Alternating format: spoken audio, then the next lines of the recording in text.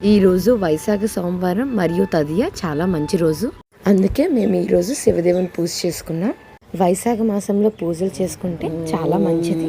సర్వమంగళ మాంగళ్యే శివే సర్వాది సాధకే శరణ్యేత్రయంబకే గౌరీ నారాయణి నమోస్తుతే.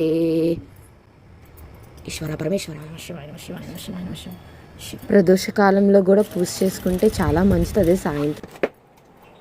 జన్మచ దుఃఖ వినాశకలింగం త ప్రణమామి సదా శివలింగం దేవముని ప్రవరాచితలింగం కామదః కరుణాకరలింగం రావణ దర్ప వినాశకలింగం త ప్రణమామి దినకర కోటి ప్రభాకరలింగం త ప్రణమామి సదా లింగం దరిద్ర వినాశకలింగం త ప్రణమామి సదా శివలింగం.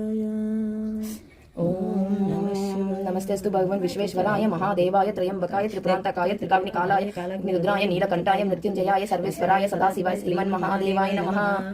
అక్షయ తృతీయ తర్వాత మా అమ్మ వాళ్ళు ఒక ముగ్గురు పేరెంటాలకి పళ్ళిస్తారు.